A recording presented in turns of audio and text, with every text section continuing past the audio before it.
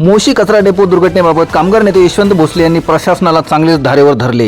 मोशी दुर्घटना ही अत्यंत दुर्दैवी आहे. यामध्ये काही कामगार जे आहेत मयत घोषित झाले आहेत.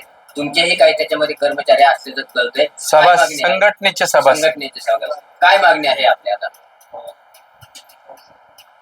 मोशी या ठिकाणी जी दुर्घटना घडलेली आहे हे आशिया खंडातील श्रीमंत महापालिकेचं नाक कापणारी घटना आहे.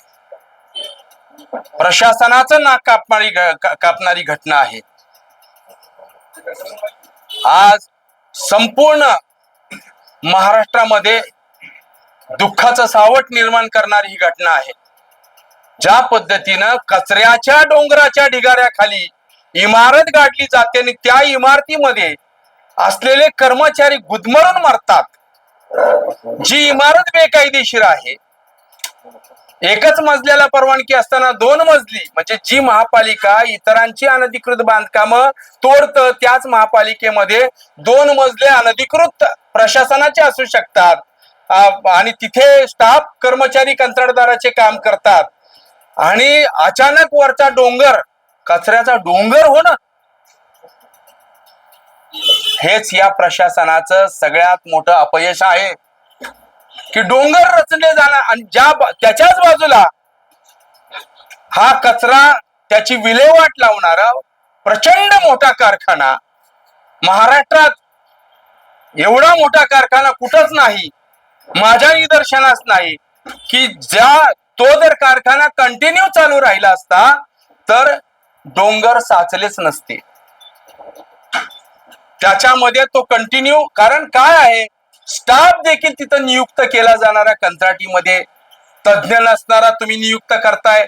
कारखाना तुमचा 4 दिवस चालतोय, बंद पडतोय, मग त्याच्या मशिनरी डुप्लिकेट आणल्या होत्या का, त्याचंही संशोधन होणं गरजेचं आहे. आज ह्या माणसं जी मेलीत, कुणाचा तरी बाप मेलाय, कुणाचा तरी नवरा मेलाय, कुणाचा तरी मुलगा मेलाय आणि सगळी तरुण घरातल्या कुटुंबातले प्रमुख अशी 16 लोकांचं, अरे त्यांच्या बॉड्या हाताला लागत नाहीत, कचऱ्याने खाऊन टाकल्या 3 दिवसात.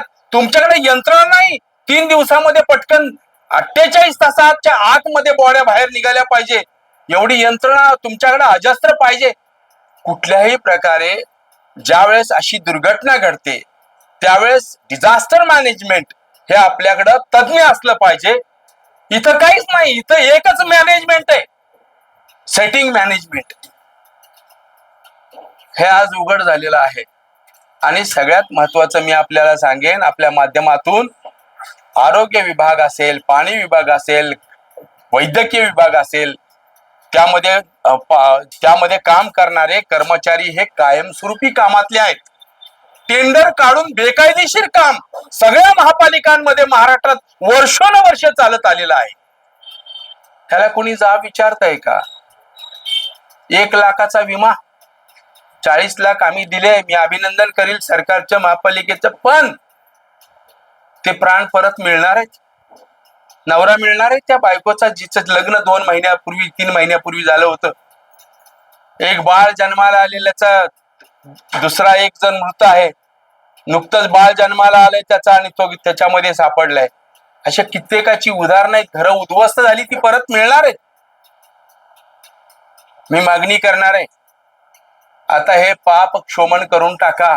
जे जे कंत्राटीमध्ये दाखवले गेलेले आणि त्यांचं आयुष्य उद्ध्वस्त केलं जात आहे त्या सगळ्या कर्मचाऱ्यांना सेवेत कायम करा, परमनंट करा आणि जे मृतक झालेले आहेत त्यांच्या वारसदारांना ताबडतोब नोकरी द्या. 40 लाख तर ताबडतोब खात्यावर द्या.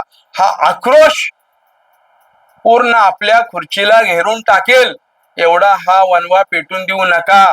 ही ठिणगी पिंपरी चिंचवड मधनं पडलेली आहे. ज्या ज्या ठिकाणी अशी ही घटना घडली आणि ज्यांच्यामुळे हे सगळं दुर्दैवी घडलेलं आहे त्या अधिकाऱ्यांवर मनुष्यवधाचा गुन्हा दाखल करा, अशी मी आज राष्ट्रीय श्रमिक आघाडीतर्फे मागणी करतो आहे. आणि सर्व कर्मचारी सेवेत कायम करावे. जर 15 दिवसामध्ये आयुक्तांनी आमच्या बरोबर बैठक घेऊन यावर निर्णय नाही दिला तर 15 दिवसानंतर या शहरातलं सगळं कामकाज बंद करण्याची ताकद आमच्यामध्ये आहे, कर्मचाऱ्यांमध्ये आहे, याची जाणीव त्यांनी ठेवावी. भाऊ कधी एखादी कंपनी जरी झाली तरी एखादी काही घटना घडली तर तिथं सर्वतोपरी सेवा मिळते, त्याला तिथे ती सेवा मिळते. ॲम्ब्युलन्स असेल, गटर असेल, काय असेल. एवढा मोठा पिंपरी चिंचवड महानगरपालिकेचा तो कचरा डेपो, तिथं सर्वतोपरी मदत मिळालीच नाहीये, याबद्दल काय सांगाल? संवेदनहीनता ह्यांच्याकडे मॅनेजमेंटच नाही. अशी घटना घडल्यानंतर काय करायचं? अहो, कित्येक आमचे कामगार पाण्यामध्ये बुडून मेलेत, टाक्यांमध्ये पडून मेलेत, गटरांमध्ये पडून मेलेत. कधी कधी हिशोब केलाय त्याचा? घराच्या घर कुटुंब उद्ध्वस्त झालीत.